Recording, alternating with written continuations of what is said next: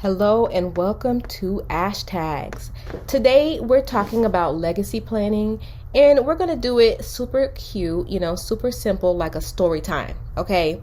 So imagine you have a toy box and inside it you have your favorite toys, some money, or a few treasures you've collected over time. Okay, one day you realize that you won't be around to play with the toys all the days. There will be a day when that ends. So you start thinking, who do I want to have my toys when I'm gone? Welcome to Ashtags, the podcast where faith and finance collide. Practical principles for powerful people, passionate about purpose. I'm Ashley Aborishade, wife, mom of four, financial educator, and licensed insurance pro who believes your money should grow like your garden, on purpose. This episode is brought to you by my Ethos Insurance business. Ethos is where finance and technology collide, and frankly, I love it here. Go ahead and scan that code and you get an instant quote and possible instant approval. Enjoy the episode. Today, we're talking about legacy planning, and we're going to do it super cute, super simple like a story time, okay? So imagine you have a toy box, and inside it you have your favorite toys, some money, or a few treasures you've collected over time, okay? One day you realize that you won't be around to play with the toys all the days. There will be a day when that ends. So you start thinking, who do I want to have my toys when I'm gone? Legacy planning is just like that. It's a way to decide who gets your stuff when you're not here anymore, how you want people to remember you, and what good things you want to leave behind for them, right? In the grown-up world, your toys are things like your money, your house, your business, your special things like jewelry, old photos, or even family recipes, okay? Your wishes like making sure your kids go to college or your church gets a donation. So you write it down, okay? You have a will, like a note saying who gets what, and then you can have a trust, like a locked treasure chest, okay? You pick something to guard until it's time to give things away, right? And you might also get life insurance, right? Like a giant piggy bank that breaks open when you pass away to help your family pay bills, go to school, or keep their home. The whole idea is to take care of the people you love and the things you most care about, even if you're not here anymore. That's legacy planning. Let's level up to grown-up words now, but still keep it clear and easy to follow. Legacy planning is a part of financial services that helps people arrange how their money, property, and personal wishes are handled after they pass away. The goal is to make sure that the right people get what you want them to have, that your family isn't left stressed, arguing, or financially struggling, that your money can sometimes be growing and helping people even after you're gone. And let's break down the main tools people use for legacy planning. So we went over it, but we'll just go over it again. 1, it's a will. A will is a legal document where you can list who gets your money, home, car, or personal belongings. You can also name a person called an executor to handle everything after you pass away. You can name a guardian for your children if they're under 18. So why it matters? Without a will, the government decides who gets your stuff based on what the state laws are, and it might not be who you want it to be, and they will most likely use your money and siphon it to do that, okay? Number 2, you would behoove yourself, okay, to have a trust, okay? A trust is like a container you put assets like money, land, or life insurance into, and it comes with instructions for how and when to give those things to other people. There are different types of trust, like a revocable trust or a non-revocable trust. But in general, with a trust, you can avoid probate. That's the long process that for wills that can sometimes be expensive.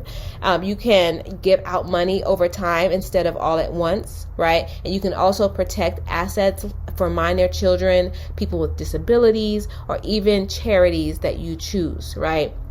This matters because it gives you more control over how your assets are used after you pass, even from beyond the grave. All right. Number 3, a life insurance policy. Hello. Okay.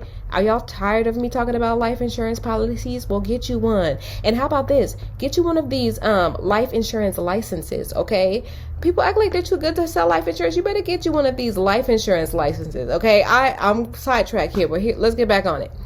Okay, a life insurance policy is a contract between you and an insurance company, okay? You pay a monthly fee called a premium, and when you die, the company pays a lump sum of money called a death benefit to your chosen people. Those people are called beneficiaries, okay? Why this matters: it helps your family cover funeral expenses, helps them pay off debt, replace your income, or keep your home. Sometimes people also use it for college funds for kids, for donations to their church or their family, or for business buyout plans, okay? The fun fact, life insurance can be part of a trust too. The trust can own the life insurance policy, okay? And it's a very flexible legacy tool. Number 4, some other things people include in legacy planning. Power of attorney, so that names someone to make decisions for you if you can't, about your money, your business, or your personal stuff, right? You can put a healthcare directive in there, like a living will that says what medical care you do or don't want if you're unable to speak for yourself. And you can also do a beneficiary designation, so you're directly naming someone who gets your bank accounts, retirement funds, and life insurance benefits. And you'll want to talk to a legal professional about the details of your specific legacy planning tools, right?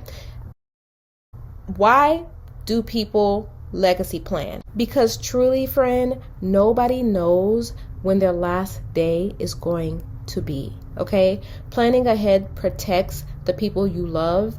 It preserves what you've worked for. It prevents confusion, conflict, court fees, and it keeps your personal wishes private and respected. We live in a world right now where privacy is not a thing anymore. Hello, I'm keeping my privacy. Thank you. And you want your affairs private, especially after you pass away. Okay, so I just want to end with the differences between estate planning and legacy planning, because I think people often get those two things confused. Okay, so estate planning, it focuses on what happens to your money, your property, and your belongings when you pass away. Whereas legacy planning focuses on the impact that you leave behind, financially, emotionally, and socially, okay? Estate planning involves legal tools like wills, trusts, power of attorney, healthcare directives, and beneficiary forms, right? Whereas a legacy plan includes estate planning tools plus things like letters to loved ones, charitable giving plans, family recipes, and other values that you want to pass on, okay? Estate planning is primarily about protecting and transferring wealth, right? However, legacy planning is primarily about preserving your values, wishes, and your family legacy along with your wealth, all right? Estate planning, an example is naming who gets your house and your bank accounts. Very cut and dry, black and white, very simple, right? An example of a legacy plan is setting aside money to send your grandchildren to college or donating to your favorite charity in every year in your memory. All right. As in short, estate planning is the legal and financial process of handling your assets. Legacy planning is the emotional, personal, and purposeful part of your estate plan. Okay. It allows you to make sure your life continues to matter, the work you did continues to matter, and the people and causes you care about are taken care of after you die. You can think of estate planning as the tool inside the bigger box of legacy planning. So I really hope that you got something out of this episode, and I hope that you will seriously start thinking about what next steps you need to take in your legacy planning journey. All right, y'all, if this episode helped you in any way, I'm going to ask that you follow and share this episode with one friend. Also, go and grab the Family Financial Legacy Checklist.